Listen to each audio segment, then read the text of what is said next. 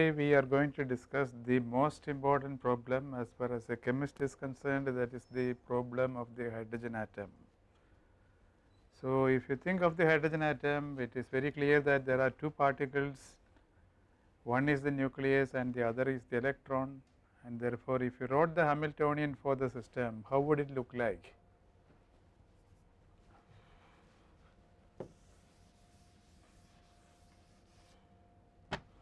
Well, the Hamiltonian for the system will have kinetic energy of the nucleus. The nucleus is moving definitely, so it will have the kinetic energy of the nucleus. Of course, when I say kinetic energy, there is going to be an operator as far as quantum mechanics is concerned. So, that is going to have minus h cross square divided by 2 times the mass. That is what happens with the Hamiltonian all the time. So, if you have the nucleus, the mass may be capital M, right, and then there is the nuclear kinetic energy operator. So, that you will have to write as del square, but you should remember that this differentiation involves differentiation with respect to the position coordinates of the nucleus, right. That is what will happen. I mean, if you have two particles in a system, both will have kinetic energy, and when you switch over to quantum mechanics, from each one you are going to get a del square, because it has kinetic energy. So, the del square that is going to occur here is going to be del square, and I will say subscript n to indicate that it is coming from the nucleus. And then you will have the electron minus h cross square divided by 2 small m, why small m, because now I am concerned with the electron, okay, and I will have a del square, but this will come from this del square will have differentiation with respect to the coordinates of the electron, 3 coordinates. So, del E square, right. So, nuclear kinetic energy operator, electronic kinetic energy operator, and then in addition to this you would have interaction between the nucleus and the electron. How is that interaction? It is Coulombic interaction. The interaction energy will depend only upon the distance between the nucleus and the electron. So, if the way we are proceeding, we are saying we have the nucleus which is rather massive, and then you have the electron, and what we are saying is that this has a mass m, this has a mass small m, and this is located at xn yn zn. That is what we are actually saying. Nucleus is located at this location, while the electron is located at xc ye ze, right. That is these are the coordinates that we are using, fine. And then what will happen, the distance between the two, how will you write it? Well, we will have to adopt some shorthand notation, because it is difficult to write xn, yn, zn and xc, ye, zd. So, therefore, what I will do is I will use the position vector. Position vector actually may be written as Rn. That is just a shorthand notation which says that this is equivalent to Rn. The components of Rn are xn, yn, zn. I mean, this is just convenience. I could have written xn, yn, zn, but it would have been difficult to keep on writing it again and again. And similarly, the position coordinate of the electron would be denoted as Re. This essentially means that you see I have some coordinate system somewhere here. With respect to this coordinate origin, this vector is Rn.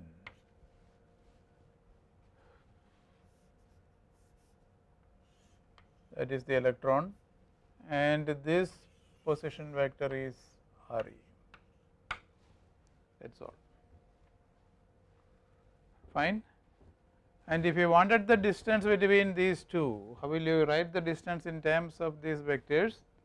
Well, the distance is actually R e, vector R e minus vector R n. What is this? This is the vector that will connect the nucleus to the electron. It is this vector, and its magnitude will give me the distance between the two particles. That is all, correct. So, therefore, the interaction energy will be actually equal to, how much will be the interaction energy? The nucleus has a plus E charge, because I am assuming that it is a proton, and the electron has a, I mean I should not be putting the plus E here, but it is at the nucleus. So, therefore, the nucleus has a plus E charge and the electron has a charge which is equal to minus E. If I am saying that my nucleus is a proton, but the way the treatment is done, actually you can have 2 positive charges on the nucleus or 3 positive charges on the nucleus, but only 1 electron. So, if you say you have 2 positive charges, this actually will correspond to helium ion. If you say there are 3 positive charges, it will correspond to lithium 2 plus dipositive ion. But to keep things simple, I shall only be considering the hydrogen atom, but the same derivation everything will actually go through even if you had helium ion or lithium 2 plus ion. So, the interaction potential energy, if you say this is positive E plus E and if that is minus E, then the interaction energy will depend upon the product of these two. So, therefore, you are going to have minus E square, right, minus E square divided by 4 pi epsilon 0. This is happening because you are using SI units, 4 pi epsilon 0, and the distance R e minus R n.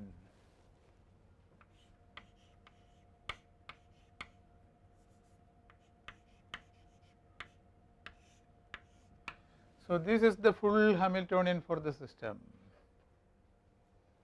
Both the particles are accounted for. So, what will happen? I would have a wave function which will depend upon the coordinates of all the coordinates of the two particles.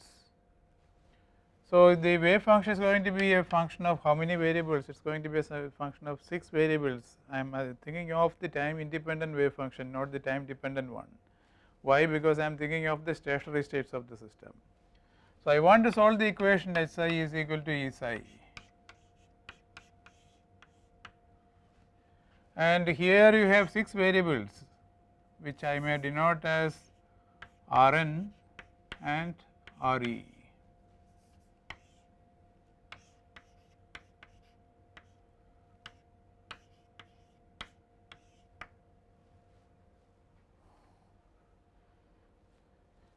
Now, you see we have difficulties even in solving ordinary differential equations, and so if you say that you have a partial differential equation involving 6 variables, it seems extremely difficult to solve, correct.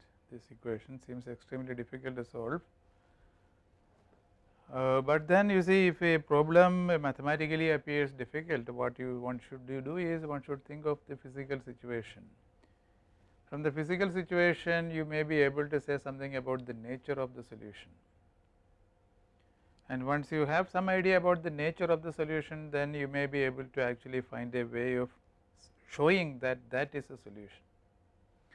So, let us look at this physically. I mean, after all, what is this system? It is a nucleus, proton actually in this case, and an electron, and we know that this proton and the electron, what do? They usually form the hydrogen atom, even though you are saying there are 2 particles. So, actually what happens is that they form a hydrogen atom, and then if you think of the hydrogen atom, what can the hydrogen atom do? I mean, if you had hydrogen atom in this room, it can execute translational motion. What is translational motion? Translational motion in which there is no relative motion, right. Translational motion means the relative motion of the electron with respect to the nucleus is not important at all. What you have is a system comprising of the electron and the nucleus both travelling together as one entity. So, therefore, what I would expect, this is the Schrodinger equation, but physically what I expect is that this should describe definitely the translational motion of the whole thing. In addition to that, okay, it is possible also for the electron to move with respect to the nucleus, that is the relative motion, the distance of the electron from the nucleus can change. That is something that I can refer to as the relative motion, motion of the electron relative to the nucleus, and that is what is actually more interesting for the chemist. Translation motion we understand, I mean there is nothing great about translation motion. So, the translation motion is motion as a whole, and what will happen, that translational motion of course will have only kinetic energy, but the relative motion is the one that is of interest, but both are actually contained in here in this equation. And so, I have to get out this translational motion and then look at the internal motion. I have to get rid of the translational motion. How would I do that is the question. Fine. So, how will you describe translational motion of the hydrogen atom as a whole? See, when you say translational motion, actually what you are saying is that the center of mass of the system is moving. Translational motion is motion in which center of mass is moving, and when you say the relative motion, actually then in that case the position of the electron with respect to the nucleus is changing. So, effectively that means Re minus Rn is changing, right. So, therefore, what I will do is I will change over to what are known as center of mass coordinates and relative coordinates. Why? If I had center of mass coordinates, what will happen, that will be the best for the description of translational motion, and relative coordinate will be best for the description of the motion of the electron with respect to the nucleus. Okay. So, how will you define the center of mass of the system is the first question that you would have. So, I have an electron which is located at Re, and I have a nucleus which is located at Rn. Fine. Now, this has a mass which we denote as capital M, that is the mass of the nucleus, and this has a mass which we denote as a small m. So, where will be the center of mass of the system? The way you would define center of mass is you would multiply Rn by the mass of that particle which is capital M, you will multiply Re by the mass of that particle which is small m, and then add the two together and divide it by the total mass of the system. This is the center of mass of the system, right. I mean you can think about it if you like. You see, suppose if the nucleus was very heavy, then the center of mass will be very close to the nucleus because the electron is very light. Okay. So, this one is one of our new variables, and what do I want to call it? I will denote it by the symbol capital R. Capital R will stand for capital X, capital Y and capital Z. Do not confuse this with the coordinate system, coordinate axis, right. This is capital R is a vector. What is it? I mean it is very physical. You have a coordinate origin. Here is your hydrogen atom. You want to specify the center of mass of the hydrogen atom, so you have to use a vector which is denoted by the symbol R, and its components you denote by capital X, capital Y, capital Z. Why did I use capital letters? Because R itself is capital, so its components it is better that I use capital letters. Then I want to describe relative motion. How will I do that? Relative motion is easy. All that I need to do is, you see, Re minus Rn is changing, correct. Relative motion means Re minus Rn, that vector, I mean the electron is going away from the nucleus, or the distance between the two is changing. So, therefore, this is my new coordinate which I will denote by the symbol small r, and the components of that vector I will denote as x, y and z. These are the components.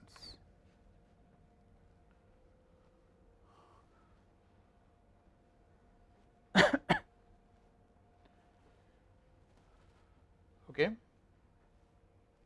Now we have a not very difficult, I mean somewhat easy changeover. Changeover means, I mean, see here differentiation is with respect to nuclear coordinates and electronic coordinates. Differentiations are not with respect to capital X, capital Y or capital Z, but what I want to do is I want to write down the Hamiltonian in terms of r and small r. I do not want these Rn and Re, because for reasons that I have already told you. I want to describe the center of mass motion of the system as a whole. If I want to do that, I should express everything in terms of capital R, which stands for center of mass motion, and in terms of small r, which represents relative motion. So, this Hamiltonian, which is expressed in terms of nuclear and electronic coordinate, you have to change over to center of mass and relative coordinate. So, how will you do that is the question. Okay, I will do that. It is not difficult, as I told you. The way I am going to proceed is, so you see this Hamiltonian, let me rewrite it, minus h cross square by 2 m. It would have dou square upon dou x n, what is my notation, x n square.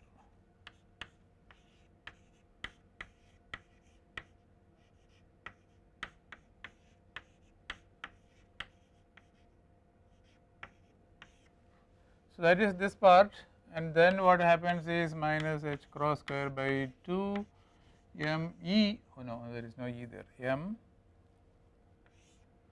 dou square upon dou x e square plus dou square upon dou y e square plus dou square upon dou z d square. That is the kinetic energy, and then of course you would have minus e square divided by 4 pi epsilon 0 r e minus r n.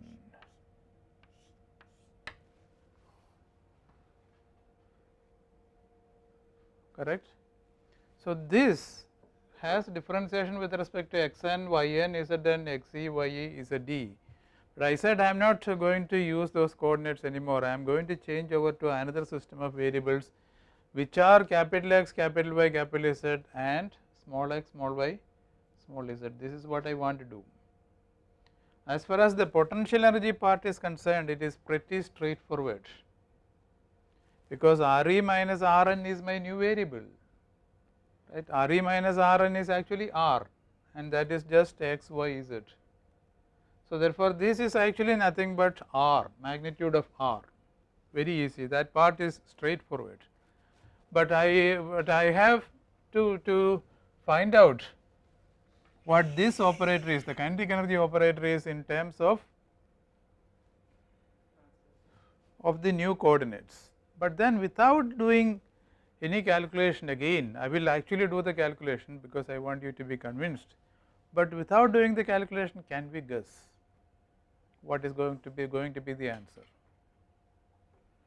See, I told you the physical reasoning. I have the hydrogen atom, what can it do? It can execute translational motion as a whole. So, therefore, it will have translational kinetic energy, and what will be the operator corresponding to that? Definitely you will have minus h cross square, right. Translational motion, the center of mass is the thing that is moving. So, therefore, you will have a del square. What will that del square be? It will correspond to the center of mass motion, right. So, it is going to be del square with respect to this r, right. So, therefore, I am going to have del square, let me be very specific, I will put r there to indicate that this is del with respect to the center of mass coordinate. And what about the mass? What mass will you put in?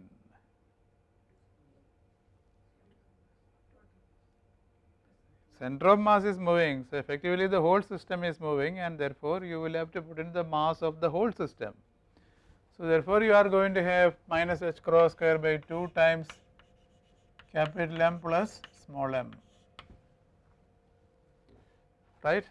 Actually this is the answer. I mean one does not have to actually compute, it is possible to compute and I will do it, but even before I do that I tell you that I can guess this has to be the way it comes out.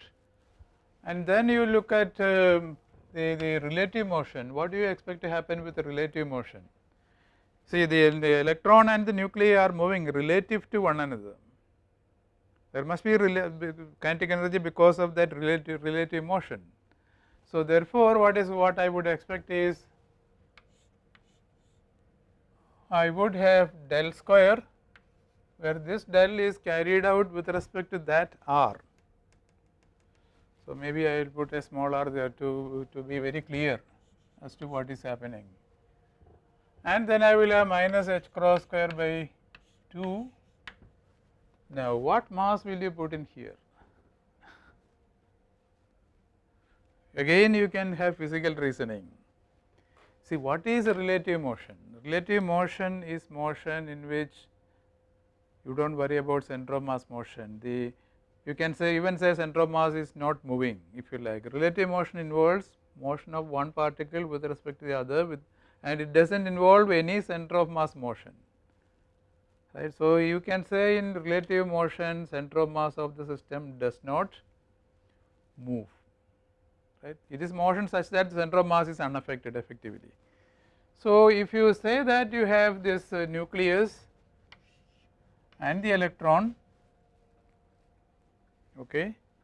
Imagine, I mean you think of maybe the Bohr model where the electron is moving around the nucleus to have a physical picture. So if the electron is moving, and if the nucleus is just sitting there, then is that fine? Is that center of mass motion, sorry, is the center of mass not moving in that motion? It is moving if you think about it. If the electron was here and if the nucleus was stationary, then the center of mass of the system will be here. While if the electron has come here, right, then the center of mass would have been here, and therefore you see a situation where the nucleus is just held fixed and the electron is going around, that will involve some motion of the center of mass. So actually what should happen is that when the electron moves, the nucleus also should move a little bit so that the center of mass of the system does not change.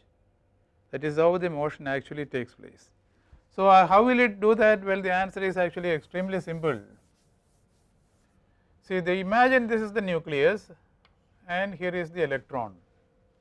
Actually in the case of the electron and the nucleus, the center of mass is very close to the nucleus, actually it is even inside the nucleus, but we will not worry about that. Well, it is probably not inside, I mean nucleus is too small to be the center of mass to be inside, but it is very close to the nucleus. So you can say, okay, center of mass is here, right. Now suppose this electron, it is going and it is moving, it has come here, and then what will happen? You want the center of mass to be still here. So how is that possible? The nucleus should have moved to a new position which is something like that, correct. Then only the center of mass will remain unchanged. So when the electron is going around, the nucleus actually also will be going around a little bit, not by a large extent, but it has to move a little.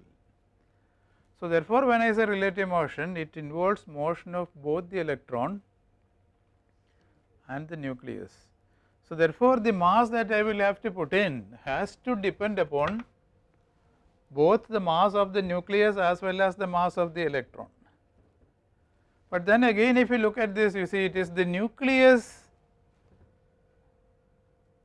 that is almost not moving while the electron is doing all the work. The electron actually goes around quite a bit, but the nucleus because it is heavy, it does not move much, correct. So if you work out the algebra, what happens is that you will get here some effective mass of the system which you would be familiar. This effective mass is known as the reduced mass of the system. So why is it that you have reduced mass occurring there? Because both the electron and the nuclei are involved in the motion. they are both involved, but the nucleus moves only a little bit while the electron moves a lot, okay, such that the center of mass of the system does not change.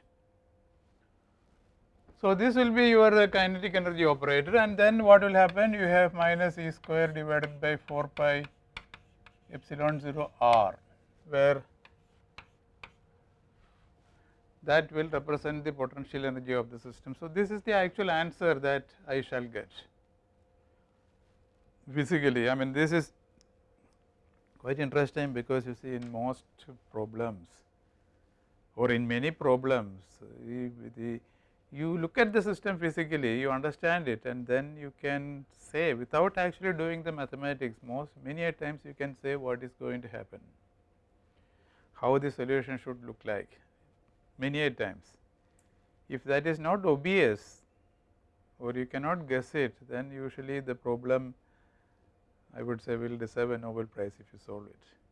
I mean, things which are not obvious, and if you find a solution, then I mean, it is difficult, it is not so easy, but in many of these problems, in a large number of problems, actually you can look at the situation physically and you can get some idea of the solution, and then look for a solution which satisfies that idea, and that usually works. Okay. Now, how will I do this? You see, the way I am going to do this is, I have dou square upon dou x n square, and I also have here, I mean, I have this, I also have dou square upon dou x c square, correct. And similarly, of course, I have the y term and the z term. I will consider them, but let us just look at these two terms. So, this term is occurring with 1 by 2, sorry, no, minus h cross square by 2 m, while this is occurring with minus h cross square by 2 small m.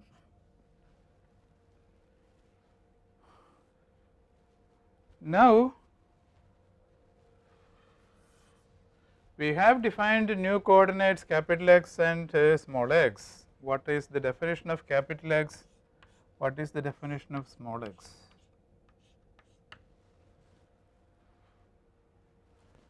It can be easily inferred from this definition. This is actually the vector.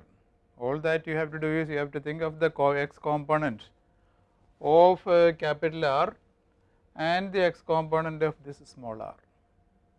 So, if you think of the x component of capital R, what is the expression? It is going to be capital M into x n plus small m into x c divided by capital M plus small m, right. That is capital X. What is a small x? It is going to be x c minus, where is it? See, small x is the x component of this vector. So, all that you need to do is, you take the x component of the right hand side. X component of R e is x e and x component of R n is x n. So, therefore, it is going to be x e minus x n.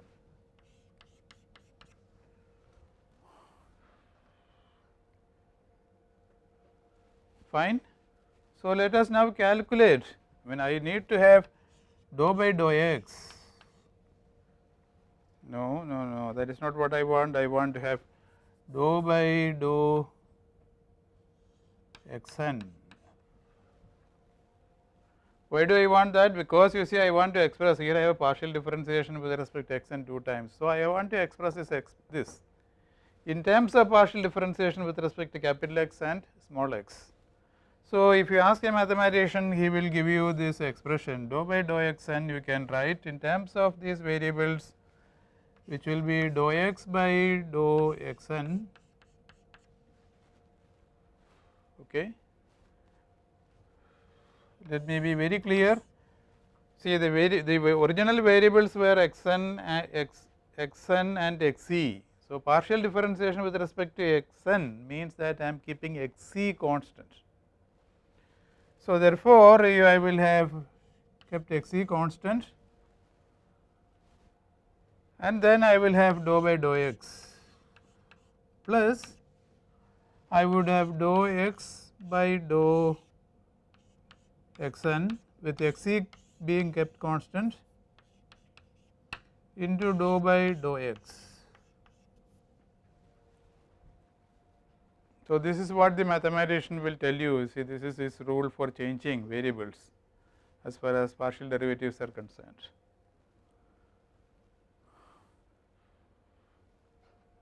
So, the first question is, what is this? What does it say? You have to keep x e constant, differentiate capital X with respect to x n, that is what it says. So, where is my expression for capital X? Here is capital X, you have to keep x e constant. So, this term is going to be kept constant, you have to differentiate with respect to x n. So, what is the answer? This is going to be kept constant, you are differentiating with respect to x n. So, the answer is capital M divided by capital M plus small m. So, this is actually equal to capital M divided by capital M plus small m into dou by dou x. What is the next term? See here dou x by dou x n. So, this is to be differentiated with respect to x n, keeping x e constant. So, answer is minus 1. So, therefore, you will get minus dou by dou x.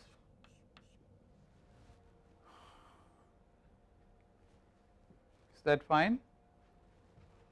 So, dou by dou x n is just that.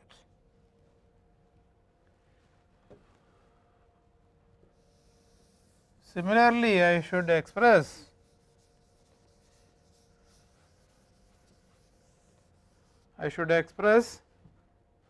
dou by dou x e in a similar fashion. Let me try to do that. Dou by dou x e is equal to dou x by dou x e, this is partial differentiation with respect to x e, keeping x n fixed, into dou by dou x plus dou x by x e, keeping x n fixed, into dou by dou x.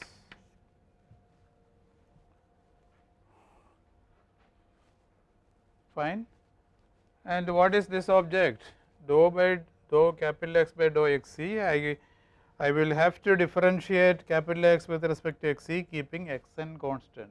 So, the answer is actually m divided by capital M plus small m into dou by dou x plus, what is the derivative there?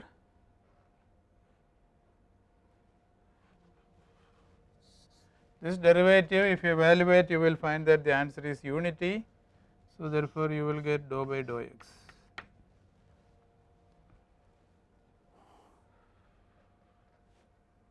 Fine.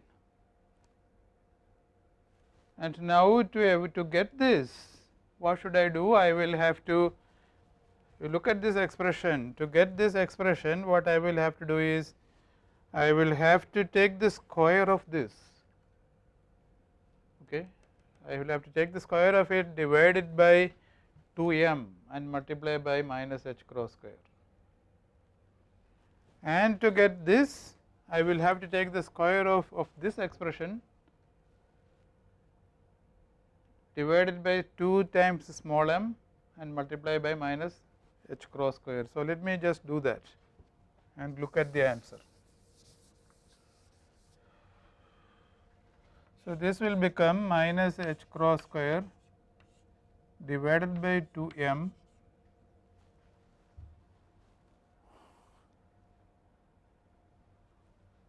capital M divided by capital M plus small m dou by dou x minus dou by dou small x, the whole square, that is one term, and the other term is minus h cross square by 2 small m. I can remove this, this is going to be put there, small m by capital M plus small m, dou by dou x plus dou by dou x the whole square. So, this is your kinetic energy operator, just the, when I say kinetic energy operator, only the part from x coordinates are there.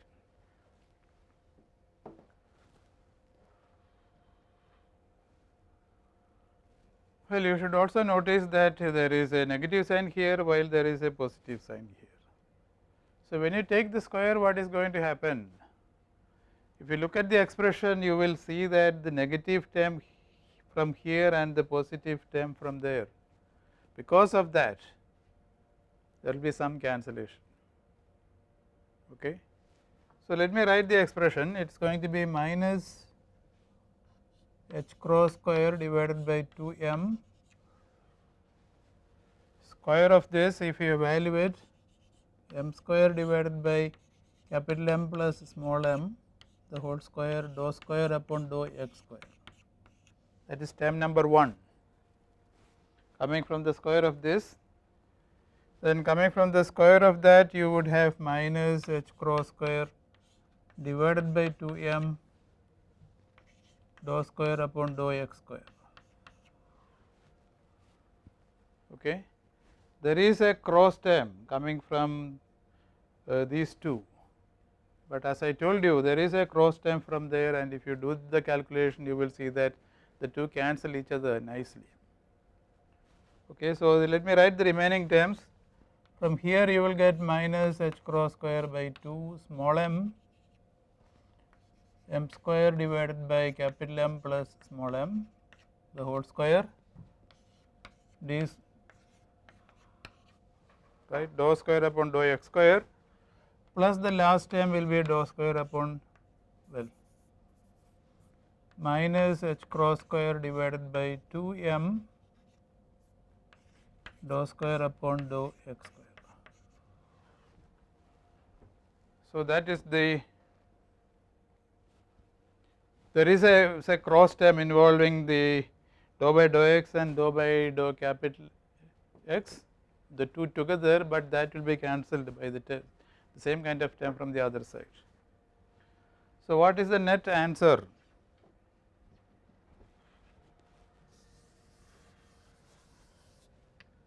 Well, it involves dou square upon dou capital X square and dou square upon dou small x square.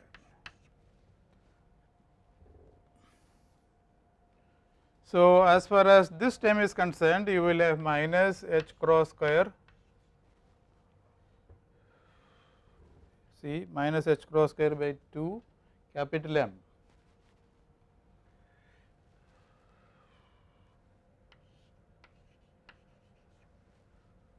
and h cross square by 2 times small m. So, the terms involving dou square upon dou x square are just these, fine. You have 1 by capital M here and you have 1 by small m there, correct. And what are the terms involving dou square upon dou x square? The first term is this one, and that you can look at it, it is actually equal to minus h cross square, well, maybe I should write it here, minus h cross square divided by 2 capital M is there, but there is an m square in the numerator. So, you are going to get capital M divided by capital M plus small m the whole square. That is the first term. What about the second term? Coming from here, it is similar, and it is going to be small m divided by capital M plus small m the whole square. So, this is what happens, right. See, what has happened is, where is it? Yeah, there is an m square, there is an m square, that m square and this m will cancel. So, you will be left with an m, and that m is the one that is occurring there, and that will be divided by capital M plus small m the whole square.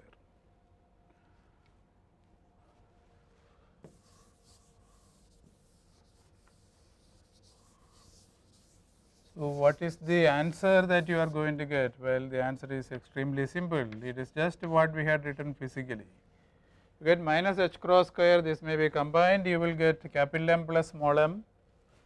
There is a capital M plus small m the square in the denominator. So, effectively this will become capital M plus small m into 2. There is a 2 that I have missed out.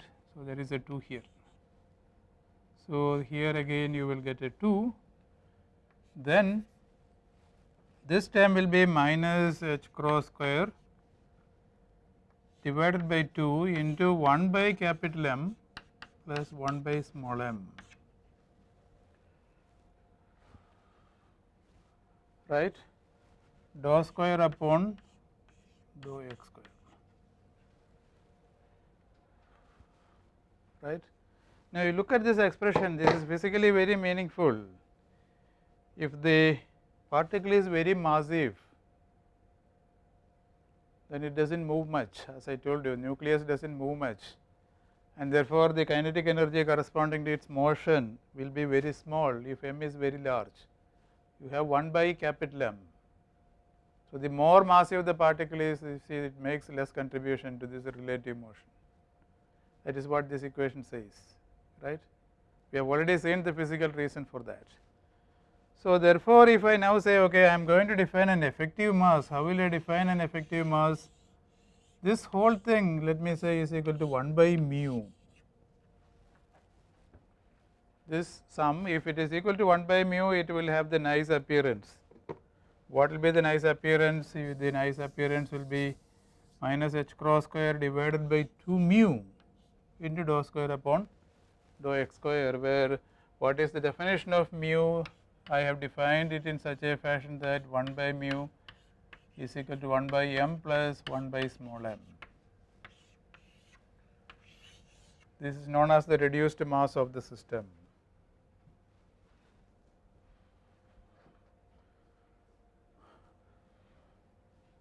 Okay.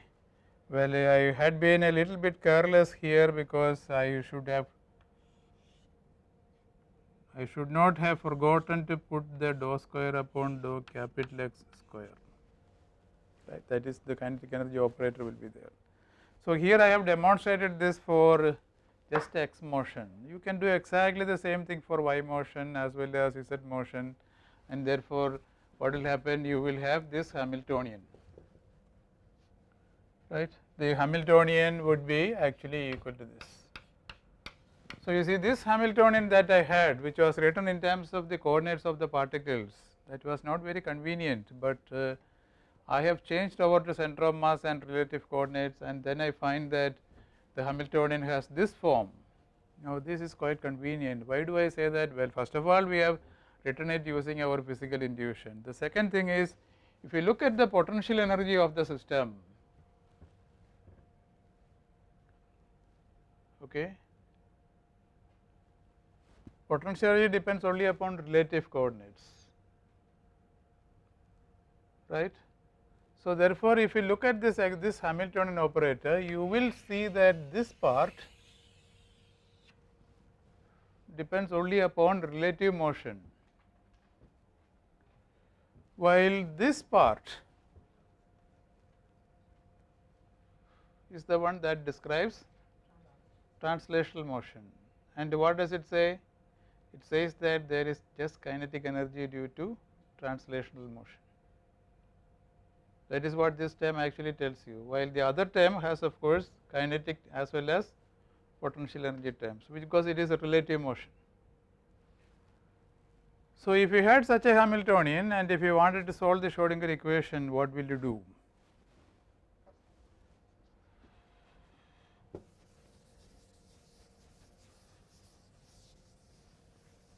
You will say that H psi is equal to E psi is the equation that I want to solve,